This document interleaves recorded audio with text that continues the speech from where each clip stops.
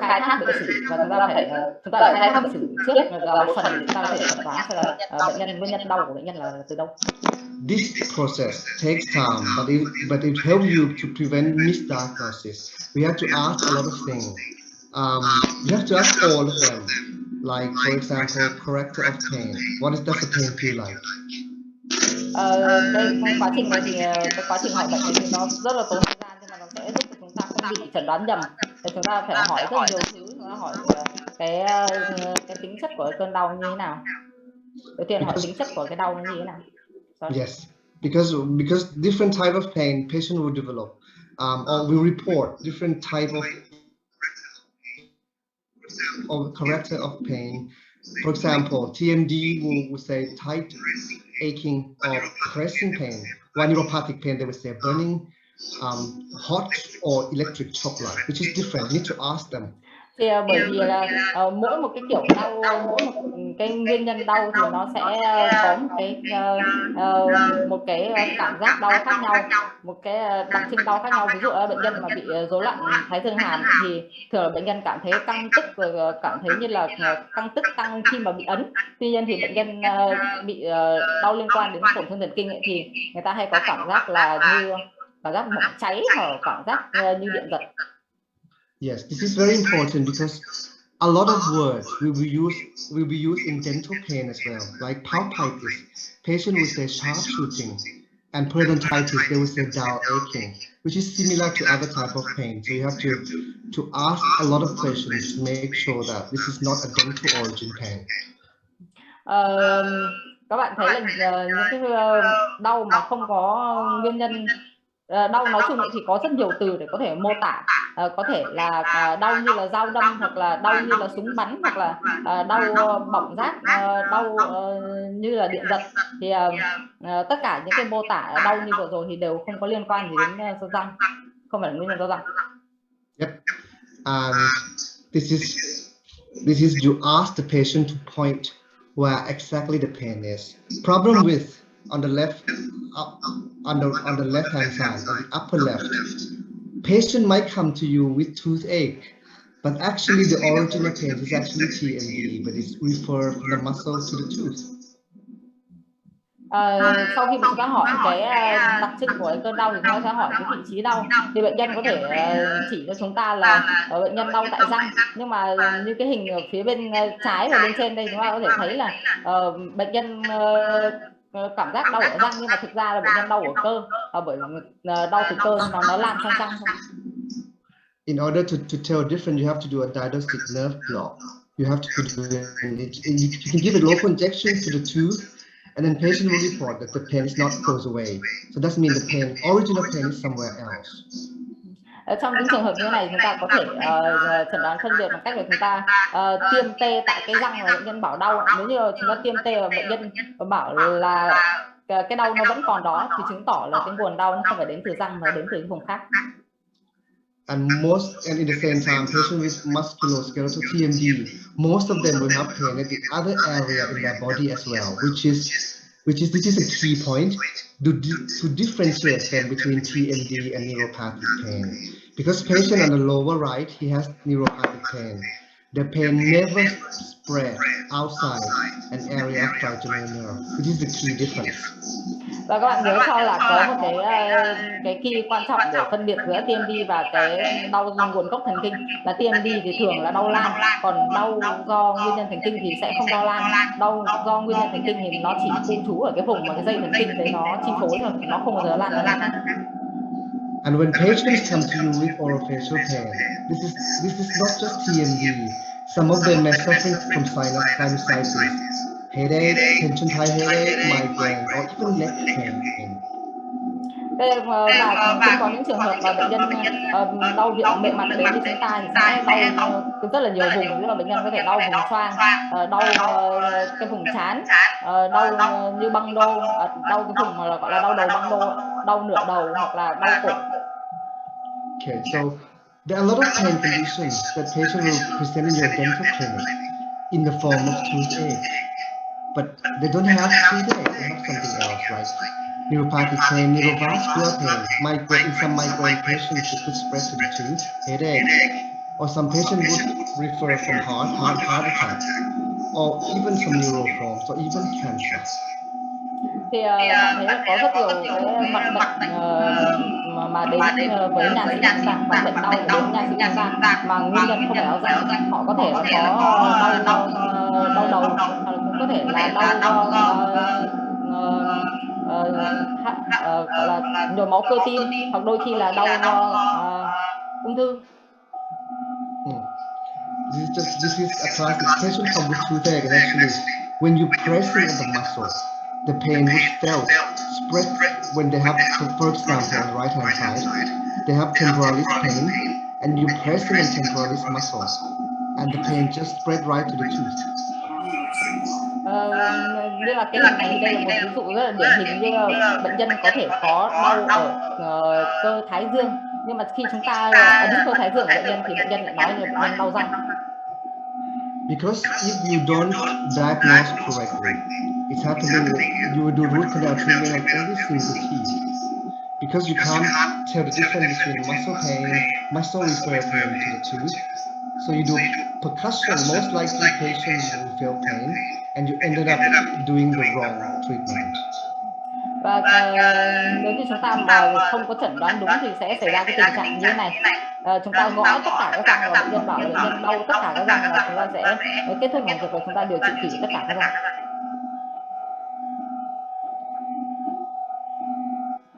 This is I mentioned, and the man on the right hand side is neuropathic, and the key difference between neuropathic is always unilateral, and it will never cross midline. But with muscle pain, it could be spread all over the place. Và cái khi khác biệt giữa đau nguồn gốc thần kinh và đau rối loạn thái dương hàm thứ hai thì đưa chúng ta đấy là đau do tổn thương thần kinh thì nó luôn chỉ có một nửa người thôi, chứ nó không bao giờ lan ra hai nửa. Nhưng mà đau rối loạn thái dương hàm thì sẽ lan ra cơ ở cả hai bên. With neuropathic pain, I know some of you may experience, you do the wisdom tooth extraction, and patients come back with you with a prolonged numbness. Some of them come back with burning sensation, or some patients come back with pain and numbness. Those with numbness, we call them, we have negative symptoms, and those with pain is positive symptoms. And some patients have mixed symptoms after you do a nerve injury to them. Tôi biết là có một vài số bạn đã từng có kinh nghiệm trong trường hợp mà bệnh nhân đau do tổn thương thần kinh sau khi mà chúng ta nhổ răng cán. Có một vài bệnh nhân sau khi nhổ răng cán đến chúng ta với cảm giác là tê bì hoặc là bỏng rát. Thì những cảm giác như tê bì chúng ta gọi là những triệu chứng âm tính, những triệu chứng mà kiểu không gây khó chịu quá cho bệnh nhân. Thế còn những triệu chứng như đau bỏng rát, triệu chứng như bỏng rát đấy là những triệu chứng dương tính. Và đôi khi có một số bệnh nhân thì vừa có âm tính vừa có triệu chứng dương tính. And at some form of neuropathic pain, patient will come to you in the clinic and complain of constant pain, or sometimes you have to do some triggering, where the patient otherwise they don't know pain, even touch them. Those with constant pain, we call it a stimulus independent, and those with evoked pain, we call it stimulus dependent. This is the key of neuropathic pain symptoms. Và một cái đặc trưng nữa của đau liên quan thần kinh đấy là cái sự xuất hiện đau. Thì sự xuất hiện đau có thể có trong hai trường hợp, một là bệnh nhân tự đau tất cả các thời gian như nhau, cái đó chúng ta gọi là đau tự phát. Thế còn một số bệnh nhân nếu chúng ta không đụng vào bệnh nhân, chúng ta không kích thích thì bệnh nhân không cảm thấy đau, mà chúng ta muốn tái hiện đau này thì chúng ta phải kích thích vào bệnh nhân. Thì trong trường hợp đấy gọi là đau sau kích thích. There are varieties of conditions of neuropathic pain in the face, but the most troublesome in dentistry is painful post-traumatic neuropathic pain, or PPTPN. We see incidents having increased after the arrival of implant dentistry, and a lot of dentists do implant without proper CBCT or imaging, and then it would interfere or injury to the nerve canals of peripheral nerve fibers. Đối với những đau do tổn thương thần kinh ở vùng miệng mặt thì có rất là nhiều kiểu, nhưng mà thông thường nhất đối với nha sĩ chúng ta đấy là đau sau khi tổn thương thần kinh số 5. Thì đau do tổn thương thần kinh sau tổn thương thần kinh số 5 ấy, càng ngày gặp càng nhiều do chúng ta có nhiều ca implant, có implant mà không có sự chỉ dẫn một cách đúng cách phim như phim silicone. Yes, and because there are a lot of conditions that are similar to each other, I'll give you an example. The first one is trigeminal neuralgia. I'm not going to go into the details, but when you see patients, you know that this is not TMD. This is not post-traumatic. It's so very painful. Thì tôi sẽ cho các bạn một cái ví dụ đầu tiên, đó là ví dụ về đau thần kinh số 5. Thì đau thần kinh số 5 này khi chúng ta gặp bệnh nhân kiểu như này thì chúng ta sẽ biết đây không phải là Trigeminal. This is too painful to become TMD or toothache. This is another neuropathic pain. The classic symptom is they have period of pain-free and very painful in between. So this is easy to diagnose. Patient will have a very severe toothache, very severe, and then no pain, and then severe again, and then no pain. This is a classic symptom of TM. Cái kiểu đau dây thần kinh số 5 cổ điển này thì nó rất là đặc trưng ở cái chỗ là bệnh nhân rất là đau, và trong cơn đau thì bệnh nhân cảm giác cực kỳ đau đớn, có thể là đau răng, có thể là đau nửa mặt, bệnh nhân cảm giác cực kỳ đau đớn, nhưng sau đấy thì cơn đau biến mất hoàn toàn, và cái cơn đau với cả cái cơn biến mất hoàn toàn đó thì nó xen kẽ nhau, rất là đặc trưng. Yep. This is, even though patient will come to you with severe toothache, but this condition is neurological disorder. They need a proper management by orofacial pain specialist or neurologist. And you're not supposed to extract their teeth. Và đối với những bệnh nhân đến với chúng ta với cái đặc trưng như thế này thì chúng ta sẽ cần phải điều trị bệnh nhân một cách đúng cách với một chuyên gia về điều trị đau miệng mặt, và chúng ta tuyệt đối là không được nhổ răng trong trường hợp này. Like this lady, she had developed trigeminal neuralgia, but the dentist could not diagnose them. So dentist removed all of her teeth, and this is how to help you differentiate between dental pain of palpal origin and neuralgia. Đây là cái bảng mà giúp cho chúng ta chẩn đoán phân biệt giữa đau do răng, đau khi chúng ta gõ răng, với cả đau dây thần kinh số 5. Thì giống như là bệnh nhân vừa rồi thầy mới đưa chúng ta thì bệnh nhân đó bị đau dây thần kinh số 5, nhưng mà nha sĩ không có chẩn đoán ra, nên là người nha sĩ đã nhổ hết toàn bộ răng ở một bên của bệnh nhân. Yes. When a patient comes to you in clinic and have a very severe toothache, you must ask if TM is actually having allergies. They have to have pain somewhere else. Like they cannot touch their face, they cannot wear makeup, or they cannot wash their teeth. And dental pain, the key thing is thermal component. Cái sự khác biệt giữa bệnh nhân bị đau dây thần kinh số 5 và bệnh nhân bị đau răng thì rất là đặc trưng. Bệnh nhân bị đau dây thần kinh số 5 thì chúng ta không thể chạm vào một nửa mặt của bệnh nhân được, bởi vì cái điều đấy sẽ làm cho bệnh nhân rất là đau. Bệnh nhân không thể make up ở bên đó được. Thế còn bệnh nhân bị đau răng ấy, thì cái khi của bệnh nhân bị đau răng đấy là bệnh nhân sẽ bị đau tăng khi mà chúng ta kích thích nhiệt. Sometimes you have patient, this gentleman here having toothache when he eats, and then he have a very sharp shooting pain, and the right hand side of his face there will be some autonomic symptoms. Eating and sharp shooting pain, severe toothache, and then the right eye will be closed and excessive tearing. Ở đây là một bệnh nhân có triệu chứng đau răng, nhưng mà bệnh nhân này là bị đau dây thần kinh số 5. Thì cái yếu tố kích thích bệnh nhân đau đấy chính là ăn. Thì khi bệnh nhân ăn thì bệnh nhân cực kỳ đau nửa mặt bên phải, vô cùng đau răng, rất đau răng, và bệnh nhân vì khóc, mắt bên phải thì đỏ lên. Thì và những cái đặc trưng này là đặc trưng của một bệnh nhân bị đau dây thần kinh số 5. But this is neuropathic pain. Or this lady having brain tumor, pressing on the trigeminal nerve in the brain. So she would develop a very severe toothache on the left-hand side. But with brain tumor, she would develop other abnormality of other nerve as well, like facial nerve. So we have to do some cranial nerve examination. Đối với Yes. cái người bệnh nhân nữ này thì cô ấy bị đau dây thần kinh số 5 do cô ấy có một khối u trong não, và bởi vì cô ấy có khối u trong não thế nên là cái khối u này nó cũng ảnh hưởng đến những dây thần kinh khác, ví dụ như ở đây là dây thần kinh số 7. Thì trong những trường hợp như thế này chúng ta sẽ phải kiểm tra cả các dây thần kinh sọ não. So you do the cranial nerve, and then patient will develop cerebral polarization phase. And sometimes this is a patient of toothache with heart attack. He has angina pectoris. The insufficient blood supply to his heart. When he walk a long time or he exercise, he will develop a severe bilateral jaw pain.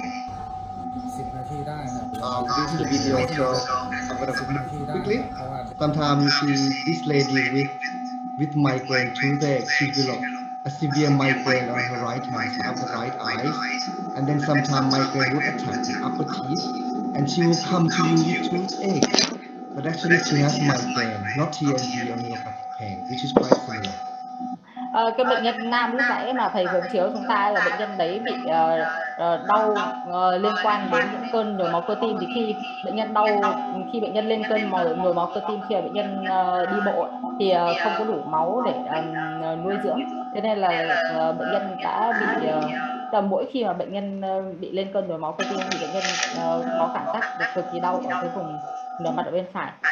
Bệnh nhân nữ vừa rồi thì có đau nửa đầu, và cái đau nửa đầu cũng lan ra răng. This gentleman with severe toothache as well, but this is the most important in terms of the speed of diagnosis, because he's suffering from stage 4 nasopharyngeal carcinoma, which in bread to his eyes spread. After a few days, he will develop crossed eyes and a lot of bleeding on his face. But it starts off from toothache, so you need to be very quick. Với như bệnh nhân này thì cũng tương tự như cái bệnh nhân lúc nãy là bệnh nhân vừa rồi có một khối u ở trong não, và cái khối u này, tôi xin lỗi, không phải khối u trong não mà là một khối ung thư. Thì khối ung thư này cũng gây ra cái đau cho bệnh nhân, và cái đau này cũng lan sang răng. And sometimes we have patients develop herpes zoster, shingles, and then after shingles, post-herpetic neuralgia, they have a very severe toothache as well. So you have to do a lot of history taking. Giống như bệnh nhân vừa rồi thì bệnh nhân bị đau thần kinh sau khi bệnh nhân bị nhiễm zona. Ở cái bệnh nhân như thế thì đôi khi cũng có cái triệu chứng đau răng. Chính vì thế là chúng ta sẽ phải khai thác cái triệu chứng, chúng ta sẽ phải thăm khám rất là kỹ. Yes. So now you'll be able to tell the difference between toothache, TMD, a lot of forms of neuropathic pain. But most patients, large number of patients who come to your dental clinic with non-dental pain is suffering from TMD. And I'm going to go through a little bit of TMD. In TMDs, you have to, this is very crucial, it's not always about teeth. They have to have two forms. The form is you do the measurement, muscle pain, a lot of measurement of mouth opening, and then the most important part, the axis 2, which is how it's related to your psychological well-being. Khi bệnh nhân đến với chúng ta thì cái phần phổ biến nhất mà đau không đau răng đấy là đau do rối loạn thái dương hàm. Thì đau rối loạn thái dương hàm ở đây chúng ta thấy là có hai cái cột, hai cái trục thứ nhất là trục liên quan đến những triệu chứng mà chúng ta có thể đo lường được. Chúng ta có thể đo lường cái đau cơ, đau khớp của bệnh nhân. Còn trục thứ hai thì nó đo lường cái cơn đau của bệnh nhân ảnh hưởng như thế nào đến tâm lý của bệnh nhân, sức khỏe tinh thần của bệnh nhân. Now, occlusion. Occlusion is very important and in the TMD examination, but it's not always the cause. Most likely occlusion is the result or the end of TMD. Like this lady who is suffering from TMJ osteoarthritis and have bone reduction, condyle resorption. So her occlusion is changed. Một trong những điều quan trọng nữa chúng ta cần phải khám đấy là cái khớp cắn. Thì khớp cắn thường không phải là nguyên nhân gây ra rối loạn thái dương hàm, mà khớp cắn thường là cái hậu quả do rối loạn thái dương hàm. Rồi bệnh nhân này thì bệnh nhân có một cái thoái hóa khớp. Thì sau khi bệnh nhân thoái hóa khớp thì có tiêu cái đồi cầu và dẫn đến bệnh nhân bị cắn hở. And sometimes patient just could not open her mouth for 41 years. This is a classic example of Có rất là ankle. nhiều này. Là như thế này này chị. She can't open her mouth. Ở dưới hay là bệnh nhân bị dính khớp, bệnh nhân dính khớp sau trong 41 năm bệnh nhân không thể há miệng to. So this movement, TMD is all about movement, and then this is how we treat TMD. We have only one slide. This is how we manage. We start from no treatment. I mean, no treatment means no very active treatment. You just do patient-doctor relationship and you explain. For example, patient with non-painful creaking joints, what they need most is the explanation on pain education. And the other thing is you do the pain reduction and you restore function. And if they have psychological background, you do their management as well. Thì đối với cái điều trị rối loạn thái dương hàm thì ở đây tôi chỉ có một slide thôi. Đối với thì đầu tiên là chúng ta sẽ bắt đầu bằng những cái điều trị mà nó không có can thiệp nhiều. Điều trị không can thiệp nhiều ở đây đấy là chúng ta giải thích cho bệnh nhân, chúng ta giáo dục bệnh nhân. Yes, with pain reduction, I know some dentists would prefer splint, prefer medication, or do acupuncture physical therapy. Và sau khi chúng ta giáo dục bệnh nhân xong thì chúng ta sẽ làm bước thứ hai, đấy là chúng ta giảm đau. Thì giảm đau cho bệnh nhân thì hầu hết nha sĩ chúng ta sẽ kê cho bệnh nhân cái máng, hoặc là đôi khi là sẽ là châm cứu. Some center in Thailand would do acupuncture, just go right into the masseter or TM joint. Thì có một vài nha sĩ ở Thái Lan và bác sĩ ở Thái Lan thì họ khá là thích cái phương pháp châm cứu này. Ở trên hình đây bệnh nhân có châm cứu ở cơ cắn, và đôi khi chúng ta cũng có thể châm cứu ở khớp thái dương hàm. In order to do this, you need to find a trigger point, a muscle trigger point. Và nếu như chúng ta muốn làm châm cứu thì chúng ta phải tìm được cái điểm hoảng của cái đau rối loạn thái dương hàm. With the trigger point, you can do anything between. You use manual therapy, you use your hand to disintegrate the trigger point, or you use electrical thing like ultrasound or TENS. Khi chúng ta tìm được điểm hoảng, chúng ta có thể làm rất nhiều thứ ngoài châm cứu. Chúng ta có thể làm vật lý trị liệu, ví dụ giả sử như là niết hoặc là day, hoặc là chúng ta có thể làm siêu âm. Or sometimes use laser as a form of physical therapy. But in Thailand, most laser we use at two mechanisms. Sometimes they use laser, and at the same time they put the laser probe right into the muscle of the patient. So they do massaging as well, both physical form and mechanical form. Thì ngoài siêu âm thì chúng ta có thể dùng cả laser năng lượng thấp nữa. Ở Thái Lan thì laser năng lượng thấp thì chúng tôi thường làm với hai cơ chế. Cơ chế thứ nhất là cơ chế về mặt vật lý trị liệu, cơ chế thứ hai là về mặt cơ học. Tức là chúng ta áp cái laser lên bệnh nhân, nhưng mà chúng ta cũng làm cái massage ngay cả cái vị trí chúng ta áp laser lên mặt. Now, in dentistry, for nearly 100 years, we've been trying to treat TMD with a dental form. Either add the teeth, remove the teeth, or occlusal adjustment, do orthodontics, do orthodontic surgery, or do all of them in order to treat TMDs in the past.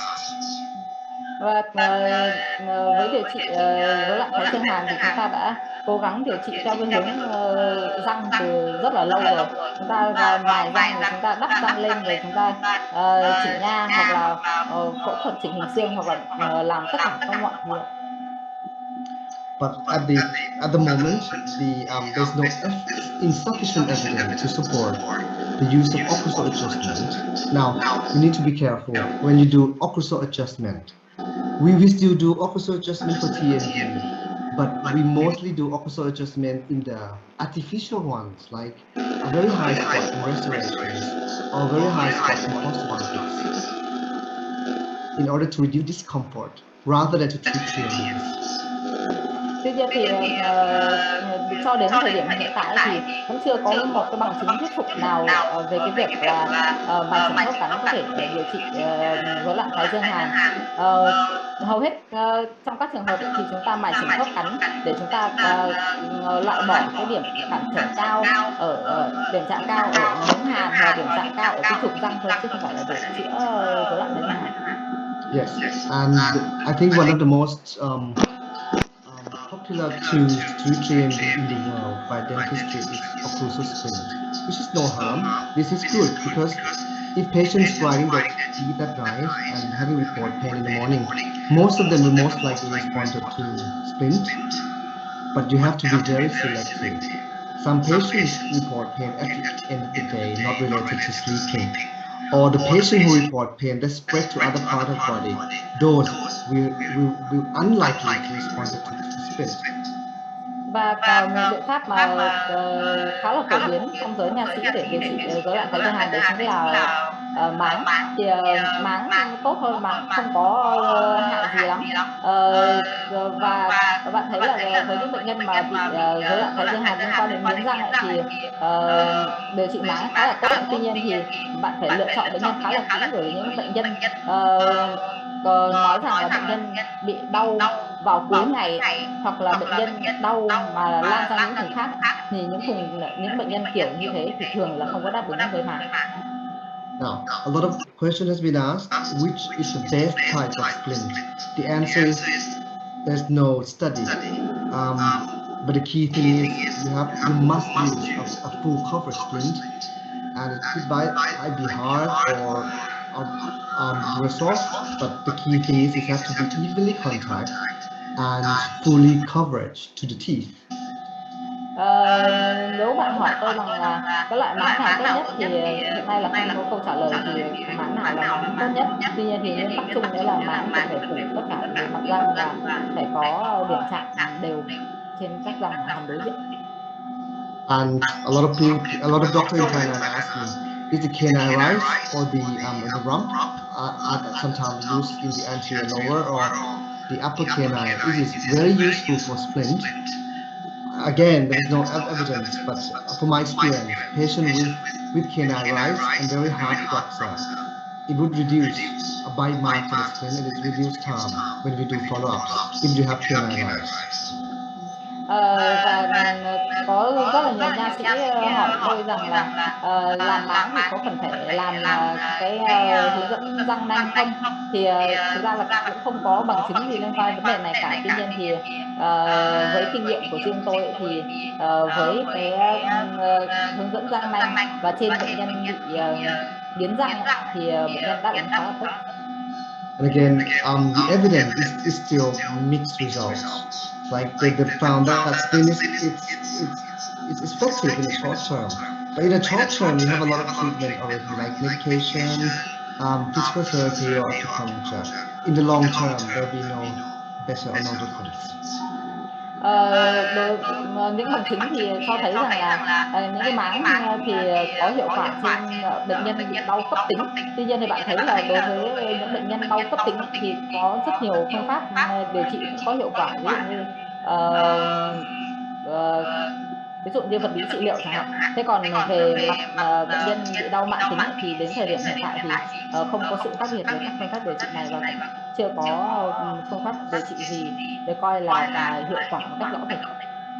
Sometimes you can see some patients will come to you without pain. They only have joint sound. Đôi khi thì bệnh nhân đến với chúng ta vì tiếng kêu khóc chứ không phải là vì đau. So this is so if they haven't got pain, so the pain reduction strategy will not working for them. So they don't need medication. Maybe they don't need acupuncture as well. But what they need is some form of treatment that would free the capture of the articulatus. Với những bệnh nhân này thì bởi vì là không có đau, họ không có đau, cho nên là những biện pháp giảm đau của chúng ta thì không có hiệu quả trên những bệnh nhân này, và bệnh nhân cũng không cần. Với những bệnh nhân kiểu như này thì sẽ cần những phương pháp điều trị mà có thể tái lập được cái tương quan đường cầu dẫn khớp. Yep, and because we do not know, there are a lot of proposed etiology about causing this displacement, like trauma, spasm, joint inflammations, but so the treatment is actually not quite the same by TMD with pain or without pain. And this is a paper, I think the largest paper, trying to find an answer for TMJ clicking. This is done in New Zealand in 1,000 patients, but actually it's not related to orthodontics or it's not related to occlusion. But surprisingly, it related to daytime tooth clenching. Và chúng ta cũng đã đi tìm cái câu hỏi là tại sao bệnh nhân có tiếng click rất là nhiều rồi. Thì đây là tôi nghĩ đây là một trong những nghiên cứu lớn nhất về tìm ra nguyên nhân tại sao bệnh nhân có tiếng click. Thì trong cái bài báo này họ đã được thực hiện ở New Zealand trên hàng nghìn bệnh nhân, và họ tìm thấy là cái tiếng click này nó không liên quan đến khớp cắn, cũng không liên quan đến chỉnh nha, và nó liên quan đến cái thói quen nghiến chặt răng vào ban ngày. So in Thailand, mostly we use this paper from Japan, from Nikata. They use the technique of reducing the clicking sound by using the fulcrum. So this gentleman here tried to, you have to put something between teeth, and you just do the fulcrum movement in order to free the teeth. But not everybody could do it. But most of the time you could do it. Thì cái biện pháp mà chúng tôi hay áp dụng nhất để làm giảm cái tiếng click cho bệnh nhân, đó là một biện pháp mà chúng tôi học được từ Nhật Bản. Thì trong biện pháp này là chúng ta sẽ đặt một cái vật ở giữa hai hàm răng của bệnh nhân và nắn khớp với cái dụng cụ này. And in Thailand, it's become more popular when you inject Botox or botulinum toxin into muscle mastication in order to reduce pain. And the amount of Botox used is quite large compared to cosmetic Botox injection, with masseter muscle for about 30 units and temporalis for 20 units. Ở Thái Lan thì cái biện pháp tiêm Botox thì ngày càng trở nên phổ biến. Ngoài cái việc là điều trị rối loạn thái dương hàm ra thì nó cũng được kết hợp với mục đích thẩm mỹ nữa. Và liều Botox thường được dùng đấy là từ 25 cho đến 30 đơn vị. The safest zone for Botox injection is when you draw a line between the earlobe and then to the end of the mouth ending and the corner of the mouth, and you draw a single line and 1/3 on the back side. So one of the safest zone for Botox injection. Thì đối với tiêm Botox vào cơ cắn ấy, thì mốc giải phẫu là chúng ta sẽ kẻ một cái đường từ cái đái tai đi ra phía trước đến mép môi, và sau đó thì ở vùng cơ cắn nằm ở dưới cái đường vừa rồi ấy, đấy là cái vùng an toàn. However, not everybody responded to it. Like this lady here, well, you have to do the mixture between course Botox toxin and then you inject to them.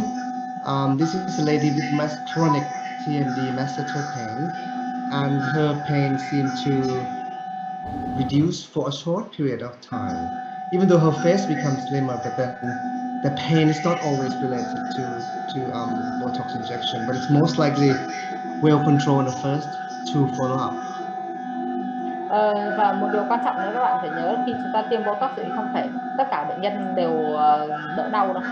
Ví dụ như bệnh nhân này, mặc dù là sau khi tiêm Botox xong thì mặt của bệnh nhân đúng là cũng thon gọn hơn, tuy nhiên thì cái đau nó không có đỡ. Và thường ấy, là khi tiêm Botox thì bệnh nhân sẽ đỡ đau, đáp ứng khá là tốt sau ở cái lần tiêm 1-2 lần tiêm đầu tiên. Evidence is still inconclusive. There's not enough evidence. But from my experience, those who grind their teeth very hard, those who cannot cope with wearing screen at night, who responded well to Botox injection, and those with pain first thing in the morning after they wake up. Và một lần nữa thì cái bằng chứng về Botox để điều trị rối loạn thái dương hàm thì hiện nay vẫn chưa được rõ ràng. Tuy nhiên thì với kinh nghiệm của tôi ấy, thì Botox sẽ đặc biệt có hiệu quả đối với bệnh nhân mà nghiến răng nhiều, những bệnh nhân mà đau cơ vào buổi sáng. And with dentistry, this is the role of sometimes we use both splint and both Botox together. Like this lady here who's suffering from muscle movement disorder. She grinding her teeth all the time. อันนี้ถ้าเกิดว่าไม่ Keep ใส่ grinding. จะเกิดอาการเลยไหมคะ And then she keep grinding until she developed TMD and some ulcer in her teeth.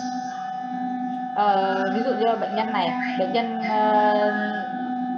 này có một cái rối loạn vận động cơ và cô ấy nghiến răng, cô ấy gần như là cô ấy nghiến răng tất cả mọi thời gian. Chính vì thế nên cô ấy đã bị phát sinh rối loạn thái dương hàm, và bệnh nhân này thì được điều trị kết hợp giữa Botox và máng. This is not a straightforward TMD. This is we choose this treatment because she has muscle movement disorder.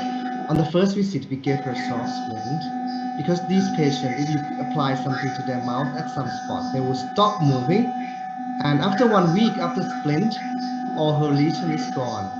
And then we give her a Botox injection at the area of muscle mastication, and after 1 month, everything is gone. The trauma and everything, and she stopped grinding her teeth. Với bệnh nhân này thì chúng tôi tiêm Botox không phải với mục đích là điều trị cái rối loạn thái dương hàm, mà chúng tôi tiêm Botox bởi vì bệnh nhân có rối loạn vận động cơ. Thì đối với bệnh nhân này, đầu tiên là chúng tôi cho bệnh nhân một cái máng mềm.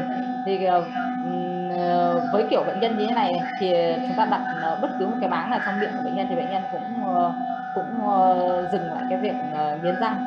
Thì sau khi bệnh nhân giảm nghiến răng rồi thì chúng tôi đã tiêm Botox cho bệnh nhân, và sau 1 tháng thì bệnh nhân không còn nghiến răng nữa, bệnh nhân cũng không còn đau cơ nhai nữa, không còn đau cơ cắn. This lady only soft splint. This lady is suffering from stroke. She have a severe stroke and she can't move. She's become paralyzed. But after a few months, she developed grinding very hard. She can't stop grinding her teeth unconsciously. And what we did is we do the impression and we give her a soft splint.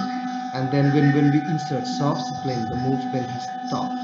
This is the mechanism of sensory trick prohibition. When you put something in patient's mouth, and they will stop moving. Bệnh nhân, một ví dụ thứ hai đấy là bệnh nhân nữ này bị đột quỵ, và sau khi bị bệnh nhân bị đột quỵ xong thì bệnh nhân bị liệt toàn thân, nhưng mà sau đấy vài tháng thì bệnh nhân đã phát sinh cái nghiến răng không tự chủ. Thì cái nghiến răng không tự chủ này nó cũng được coi là một dạng rối loạn vận động. Thì chúng tôi cũng điều trị bệnh nhân này với phác đồ tương tự, đấy là chúng tôi có máng mềm cho bệnh nhân. Thì sau khi chúng tôi cho bệnh nhân đeo máng mềm xong thì bệnh nhân đã hết nghiến răng.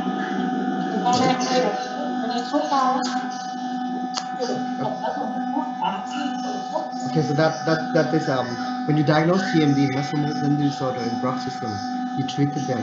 But if your patients have pain, chronic pain after injury or implant or dental extraction, this is a new. I think this is a new diagnosis for dentistry. In the past, patient, we don't know what is it. Patient would develop burning pain or numbness after implant is placed or after just a simple tooth extraction. But these days we know that this is from post-traumatic event. Thì vừa rồi tôi đã trình bày với các bạn về cái điều trị đau rối loạn thái dương hàm. Thế còn nếu bệnh nhân không có đau rối loạn thái dương hàm thì sao? Bệnh nhân đến với chúng ta với những cái cơn đau rát, bỏng rát, và chúng ta trước đây thì cái việc chẩn đoán này nó khá là khó khăn, chúng ta không biết đấy là kiểu đau gì.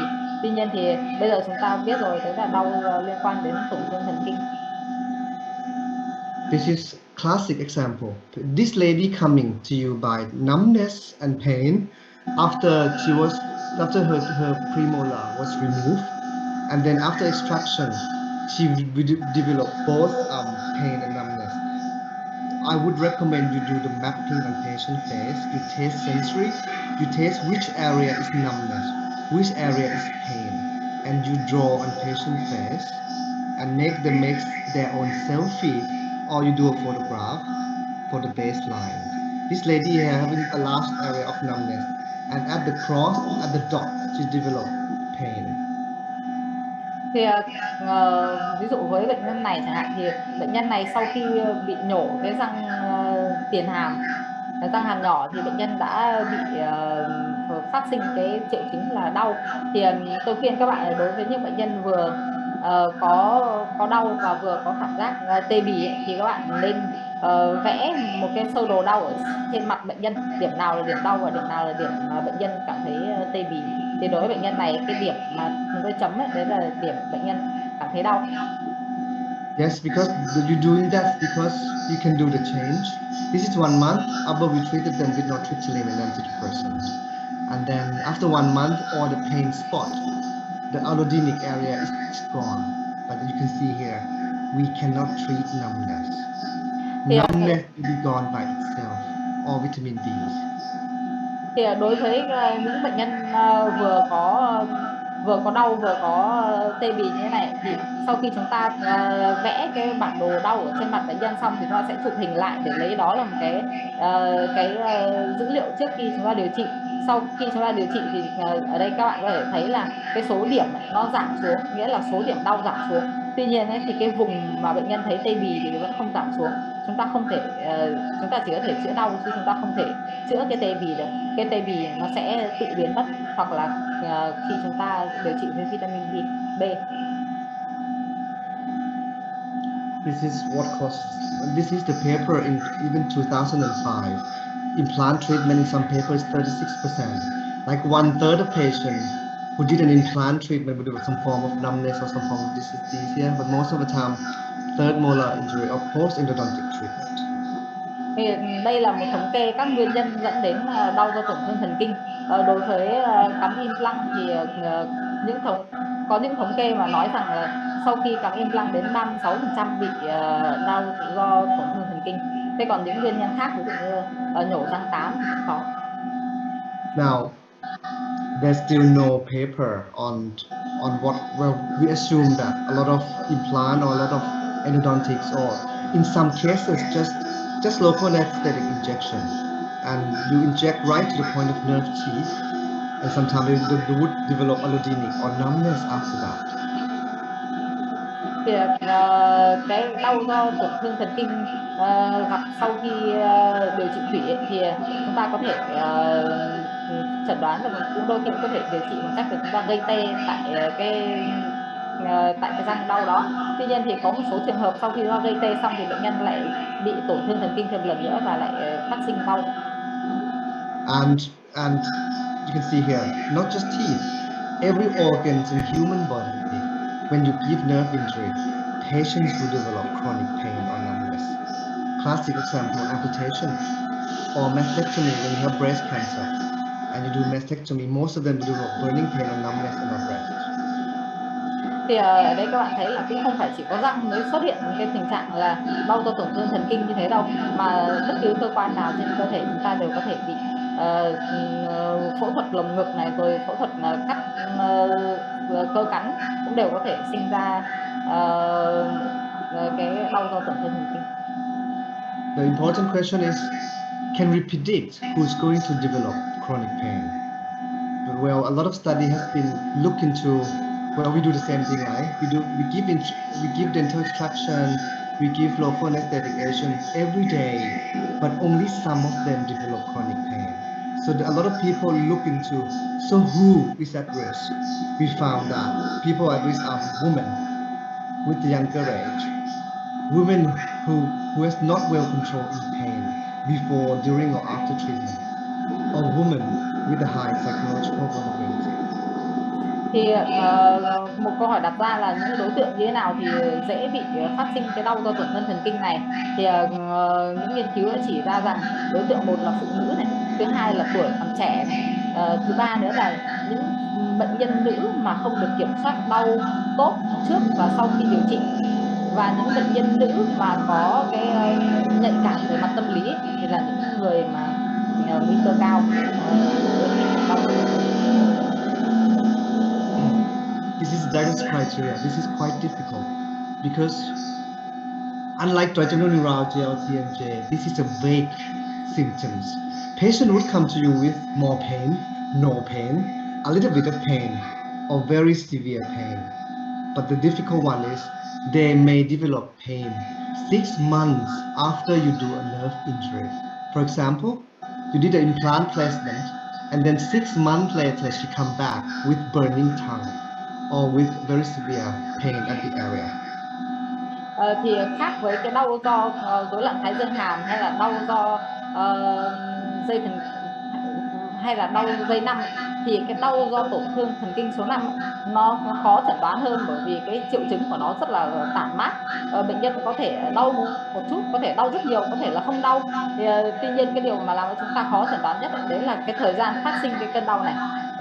Nó có thể lên đến 6 tháng sau khi chúng ta cắm implant cho bệnh nhân, tận 6 tháng sau bệnh nhân mới bắt đầu phát sinh cái bỏng rát ở lưỡi. Sẽ có những trường hợp như vậy. Yes. So, but in order for the correct treatment, you have to have a correct diagnosis. This is how to difference between trigeminal neuralgia and post-traumatic pain, because most TN will have allodynia, and you could treat them surgically cure, but with chronic pain after surgery or after nerve injury, there is no cure. Đây là cái bảng để chúng ta chẩn đoán phân biệt giữa đau dây thần kinh số 5 và đau do tổn thương thần kinh số 5. Thì với đau dây thần kinh số 5 ấy, thì cái đau này là đau tự phát là cái nhất. Cái thứ hai nữa là cái đau này chúng ta có thể điều trị được, nhưng mà đau do tổn thương thần kinh số 5 thì chúng ta không thể điều trị được. Yeah, but however, the key thing when patient with neuropathic pain come to you, most of the time they're very angry because they're angry with the dentist who did the nerve injury. On the first visit, you need to thoroughly explain, do the face mapping and try to calm them down and explain. Most of them will have self-recovery. Nearly 5 to 10% will have pain for life. Thì những bệnh nhân mà đau do tổn thương thần kinh này thì một trong những điều khó khăn để điều trị họ đó là họ rất là tức giận. Họ tức giận với cái nha sĩ mà đã gây ra cái đau do tổn thương thần kinh cho họ. Thì trong cái lần gặp đầu tiên thì chúng ta sẽ phải làm một cái bản đồ đau là cái nhất. Cái thứ hai là chúng ta cần phải làm cho bệnh nhân bình tĩnh lại. Và đối với nhóm bệnh này thì hầu hết trong số họ là sẽ tự bình phục. Tuy nhiên thì khoảng 5 cho đến 10% sẽ có đau cho đến suốt đời. Maybe you can be honest with them that the medical people would only treat pain but not numbness. We have painkiller medication, but we don't have numb medication. You can be honest with them that maybe we can help them with pain, but with not numbness. Numbness will have a self-recovery, most likely 2 to 5 years. Và chúng ta cũng phải nói thật với bệnh nhân là trong những triệu chứng mà bị đau tổn thương thần kinh này thì chúng ta sẽ không thể điều trị cái cảm giác tê bì được. Chúng ta có thể điều trị triệu chứng đau bởi vì chúng ta có thuốc điều trị đau, tuy nhiên thì chúng ta không có thuốc điều trị tê bì. Và cũng trao đổi với bệnh nhân là hầu hết các bệnh nhân mà bị tê bì ấy, thì sẽ tự bình phục trong vòng 5 năm. Sau 5 năm. Yeah, because neuropathic, we don't know. Unlike trigeminal neuralgia, neuropathic pain, we don't know the exact mechanism. We ended up having a lot of medication in that system, and the most recommended medication is if you're gonna treat post-implant neuropathic pain, I recommend you start with trimethoprim or nortriptyline in a lower dose. Thì cái cơ chế mà đau do tổn thương thần kinh này hiện nay chưa rõ ràng. Nó khác với đau dây thần kinh số 5. Đau dây thần kinh số 5 thì chúng ta biết cơ chế rồi, nhưng đau do tổn thương thần kinh thì cơ chế hiện nay vẫn chưa được tìm thấy. Nên điều trị cái mặt bệnh này thì tôi khuyên các bạn là với những trường hợp mà sau cắm implant, các bạn có thể bắt đầu với thuốc amitriptyline hoặc nortriptyline với liều thấp. Yep. This is, I think, the only thing Japan again when you look at that. They recommended treating patients with steroid, but this is crucial. In order to treat patients with steroid, this is only 2 weeks after nerve injury. Doesn't mean you do wisdom tooth surgery and they have a very severe pain. First thing, you need to differentiate between dry socket and neuropathic pain. If you're sure that they have neuropathic pain, steroids will provide this inflammation reduction. Một nghiên cứu nữa ở Nhật ấy, thì họ khuyên là như thế này: chúng ta có thể điều trị cái đau do tổn thương thần kinh với steroid là corticoid. Tuy nhiên thì cái vấn đề quan trọng ở trong điều trị với corticoid đấy là chúng ta chỉ điều trị được trong vòng 2 tuần sau khi chúng ta làm tổn thương thần kinh thôi. Sau khi chúng ta nhổ xong răng tán và bệnh nhân thấy đau ấy, thì chúng ta cần phải chẩn đoán phân biệt giữa đau do tổn thương thần kinh và đau do viêm huyệt ổ răng khô. Nếu như chúng ta thấy là bệnh nhân này không đau do viêm huyệt răng khô thì chúng ta có thể Yeah. And this is the điều trị guideline bệnh we nhân này use với here. corticoid. Yep. When you have neuropathic pain, you either, like I said, you start from Trigeminal, methotrexate, and then you see whether patients improve. If they improve, you continue medication. If they are not improved or partially improved, you can mix them with gabapentin or pregabalin. Như tôi vừa mới trình bày ấy, thì đầu tiên đối với bệnh nhân đau do tổn thương thần kinh ấy, thì chúng ta sẽ bắt đầu bằng nortriptyline hoặc amitriptyline. Nếu chúng ta thấy bệnh nhân đỡ rồi thì chúng ta sẽ tiếp tục dùng thuốc này, và nếu như bệnh nhân không đỡ thì chúng ta có thể không đỡ hoặc đỡ ít thì chúng ta có thể kết hợp hai cái thuốc này, một trong hai thuốc này với gabapentin hoặc là pregabalin. Yep, this is the last few slides. Sometimes you treat everything. You give medication, you give them jaw exercise, you give them acupuncture, but they still have pain and they can't live with it. This is my patient in England where he committed suicide because the unbearable pain. So this is the red flag. If you find out that your chronic pain patient has depression, you need to refer to psychiatrist because sometimes you can lose life. Và một điều nữa đấy là khi chúng ta điều trị bệnh nhân đau ấy, thì chúng ta cần phải chú ý đến cái tác động về mặt tinh thần đối với của cái đau đối với bệnh nhân. Đây là một bệnh nhân của tôi và bệnh nhân này đã tự vận, bởi vì anh này anh không thể chịu được cái cơn đau này. Chính vì cái chứng đau của anh ấy. Chính vì thế nên nếu như chúng ta thấy bệnh nhân của chúng ta mà có vấn đề về tâm lý thì chúng ta phải chuyển bệnh nhân đến bác sĩ tâm thần. Nếu không thì bệnh nhân có thể mất mạng.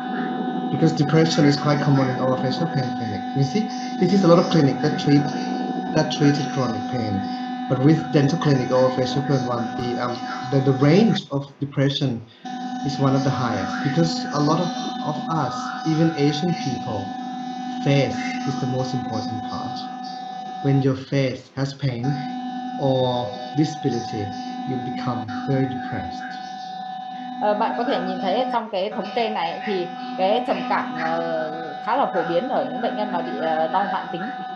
Đối với hầu hết bệnh nhân, những bệnh nhân người châu Á chúng ta thì khuôn mặt là một cái vị trí rất là quan trọng, và khi chúng ta có đau ở khuôn mặt thì chúng ta cảm thấy vô cùng là khó chịu. Yep, and a lot of things. This is I think this is an issue, but I'm not going to go into details. But there are varieties of psychotherapy pain. But what we use most these days are CBT or cognitive behavioral therapy, which is a treatment that change the way patients think, and in the end change the way they behave. Đây là danh sách một loạt các điều trị tâm lý mà chúng ta có thể có cho bệnh nhân. Tôi sẽ không đi vào chi tiết từng điều trị một, tuy nhiên ở đây các bạn có thể nhìn thấy có một phương pháp đấy là CBT. Phương pháp này đấy là phương pháp thay đổi hành vi, là chúng ta thay đổi hành vi của bệnh nhân. And because we have a lot of patients in my clinic, so sometimes we can't do one-to-one treatment with a very sad, very depressive chronic pain patients.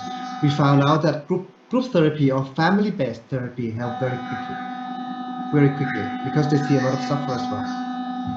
Một phương pháp khác đấy là điều trị theo nhóm. Thì bởi vì ở cái phòng khám của chúng tôi, ở khoa của chúng tôi thì có rất nhiều bệnh nhân bị đau mãn tính, chúng tôi không thể điều trị họ từng người một, nhất là khi những bệnh nhân này họ thấy họ vì là những người phải chịu đựng rất là nhiều, thì chúng tôi tìm ra một cách đấy là chúng tôi điều trị theo nhóm, điều trị họ với nhau hoặc là điều trị họ với gia đình. Thì thấy là phương pháp này khá là hiệu quả, bởi vì bệnh nhân nhìn thấy có những người khác cũng phải chịu đựng giống như người ta. This is one of the last slides. This is take-home messages. Chronic pain, either TMD, neuropathic pain, nerve injury pain, post-surgical pain. Some is a chronic and sometimes cannot easily be cured, and they're managed all the same. Whether they have TMDs, they have burning mouth, or they have a lot of chronic pain, and you need to find out whether they have causes like secondary or primary, and you have to use evidence-based, multidisciplinary, and always look at the psychological side of things. Đây là cái thông điệp mà tôi muốn gửi đến các bạn. Thì đầu tiên đấy là với bệnh nhân bị đau mãn tính, cho dù là bệnh nhân bị đau do nguyên nhân gì hoặc bệnh nhân đau kiểu gì thì chúng ta đều nên tìm ra chúng ta nên cố gắng nhất có thể để tìm ra cái nguyên nhân đau cho bệnh nhân, và phương pháp điều trị đối với những bệnh nhân đau mãn tính này là phương pháp điều trị tiếp cận 3 chiều. So that was the last slide. Thank you very much for your attention from Orofacial Pain and Dental Sleep Clinic in Phan. Thank you. So I will stop sharing. Slide cuối cùng là tôi muốn cảm ơn cái team điều trị đau của tôi, team điều trị đau và y học giấc ngủ của tôi ở trường đại học Phan Kèn. Cảm ơn các bạn vì đã lắng nghe. So question and answer time, I think. Các bạn có câu hỏi gì không ạ?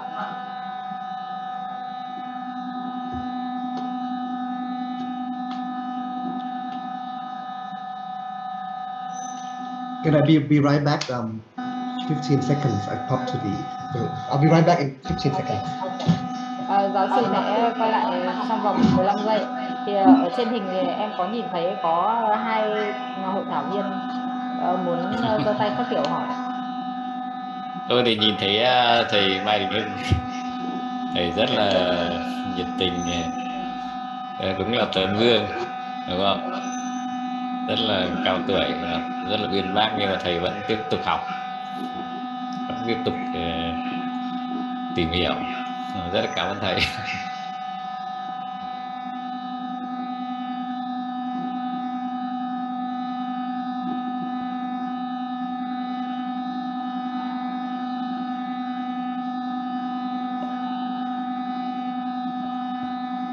Các thầy cô và quý bác sĩ có câu hỏi gì cho báo cáo viên không ạ?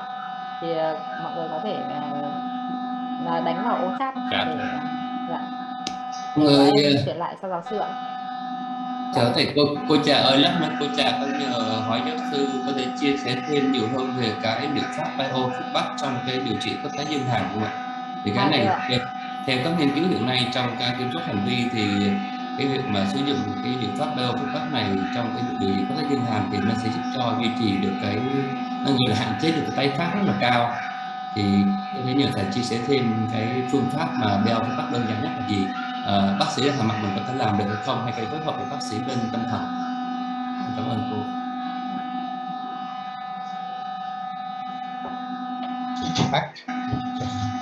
Yeah, we have a question from Professor Ngọc that he would like to know the effectiveness of biofeedback in TMD management, because some evidence proves that the biofeedback application can reduce the risk of TMD recurrence. Yes, Yeah. this is a good Yeah. point. Yeah. Biofeedback is actually part of self-awareness because it tells you whether you grind your teeth or brush your teeth or not. Whether someone telling you or telling yourself, we have the tools that warn you whether you're grinding or brushing. Sometimes at the moment we develop an app that when patients grind and then they will produce the noise, warn you that this is grinding happening. Yeah. But either if you for yourself is good.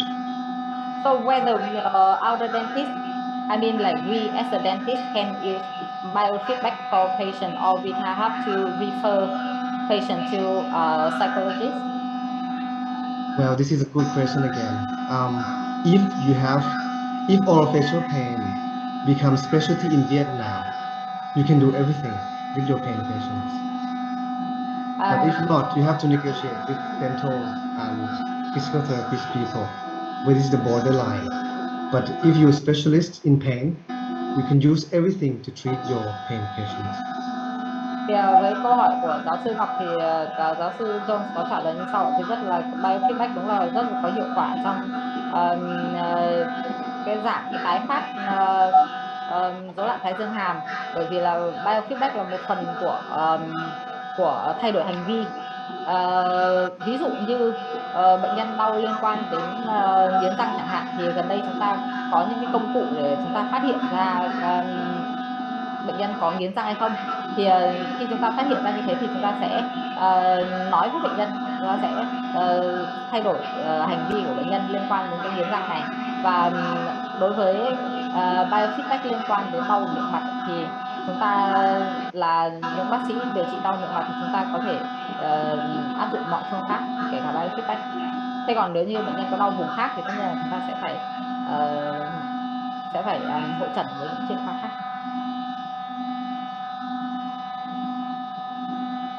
Ajahn, I have a question. Could you please, you mentioned a lot of things about the pain characteristic, like burning or tingling or Yes. sharp shooting pain. So like there's some evidence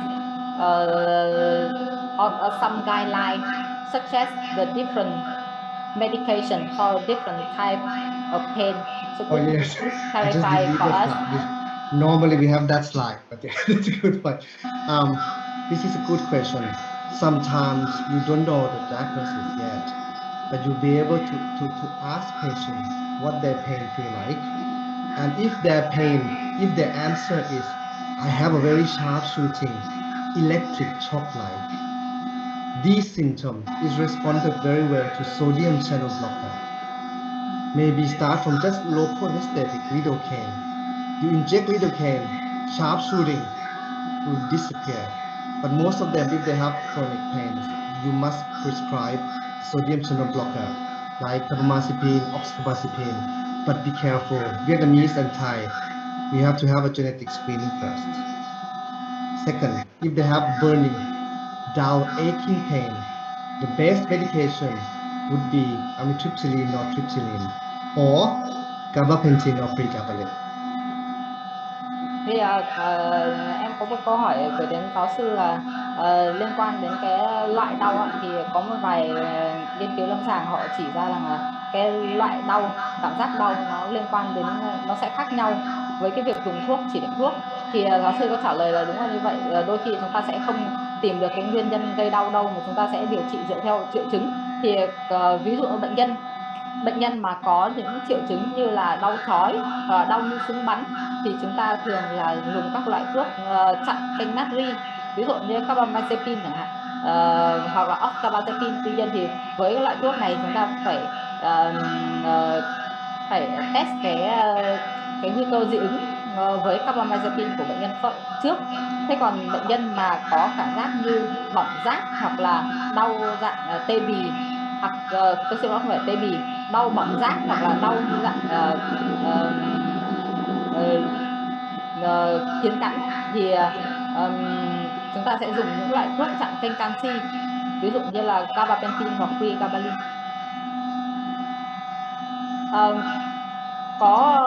Dạ. Chị cho có bạn có bác sĩ muốn đặt câu hỏi trực tiếp thì bây giờ em sẽ mở mic cho bác sĩ nhé. Vâng. There's one audience who would like to ask you directly, so we're Yes. gonna turn on the mic for Yes. him or her. Yeah, please. Hello, Professor. So firstly, thanks so much for very interesting presentations today. That your presentations almost cover every aspect of chronic orofacial pain. That luckily I've had such a huge interest about. So I have questions about one case report. There's a female patient who had developed burning pain after extract, as I remember, premolar or something. And then you use nortriptyline as the first prescription. And luckily, the patients recovered very well.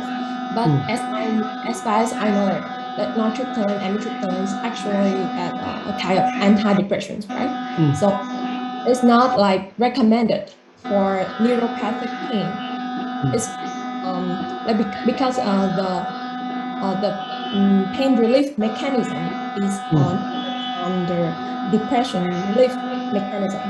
So, or if you want to like indicate nortriptyline and amitriptyline for that kind of patients, maybe you need to explain why you decided to use antidepressants kind of pharmacology, because it usually have a lot of side effects, especially you mentioned that the first prescription start from 25 to 50 milligrams. Well, are you still asking? Yes, there were a lot of good points here. I normally start lower than that, and I will start from 10 milligrams, and I ask them to slowly titrate up every 2 weeks. Like you said, if you give antidepressant to patients, they will Google it anyway. They'll find out when they go home. Why do we give them antidepressants? Actually, antidepressants is the first line medication for chronic pain. It even have a stronger evidence, stronger than gabapentin. In Europe, they use amitriptyline or nortriptyline as the first line. But the mechanism work independently with depression.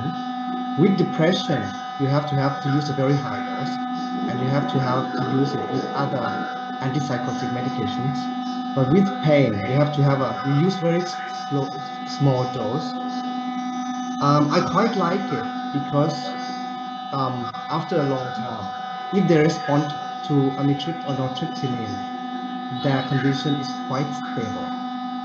But if you start them first on gabapentin and pregabalin, even though they work quicker, but they fluctuate. Like 2 or 3 weeks, they become painful again. You need to adjust the dose again. But if they're okay with amitrip or nortrip, they will be with it forever. Or forever is a bad word, for a long time. But yes, you need to explain to patients that sometimes one medication can work with 2 different conditions. Like aspirin. Aspirin is for pain and for stroke prevention as well. Same thing with antidepressants. First thing for depression, second thing for chronic pain. Pain education is the key when you give cholinergic. I must say I'm totally agree with you, because many dentists like unaware of the effectiveness of amitriptyline or nortriptyline. Yes, So because dentists get used to ibuprofen or paracetamol. There I see. are other medication as well. Pain education is important to dentistry as well. So my second question is like, because you said that I'm totally agree with. Then my second question is that when you prescribe amitriptyline or nortriptyline for the patients and you refer them as a neuropathic pain, but as far as I know that bony marrow syndrome or other chronic orofacial pain, Yes. like idiopathic toothache, as I must say. So nowadays, under the classifications of ISSP or ICD-10, they are no longer classified them as under neuropathic pain classification. No, the newest ICOP classification. Well, problem with burning mouth syndrome is has been moving around. On the first few edition of pain classification is always under neuropathic pain, and then for the newest one, it becomes unknown again. It becomes idiopathic in origin. So it tells you that burning mouth syndrome is not neuropathic pain, because their first line medication is benzodiazepine. This is for anxiety, not for pain. Or maybe burning mouth syndrome is psychotic pain, we don't know. But it's definitely not a straightforward neuropathic pain. But if you look a lot of burning mouth syndrome, a lot of patients will develop burning feet syndrome as well in the same patient. So maybe the other form of neuropathic pain is not thoroughly understood yet. But you're right, classification has changed. Thank you for your answer. Very interesting presentations. You're most welcome. Ajahn, could you please clarify more about the mechanism of TCA? Because actually TCA have 3 mechanisms: is Yes. sodium channel blocker, calcium Yes. channel blocker, and also serotonin reuptake inhibitor. So actually, Yes. it's also Like the key pain. ones for pain. Yeah. The key one for pain is serotonin reuptake inhibitor. It's actually the same mechanism of exercise actually. Chronic TMDs, you can give amitriptyline as well if they're chronic pain. Dentists with chronic lower back pain can be given amitriptyline as well. But it's not for depression, but it's for pain, for serotonin reuptake inhibitor. Well, yes, it's stronger than blockers. It doesn't, well, sodium and calcium channel blocker is not the key mechanism of amitriptyline. Okay.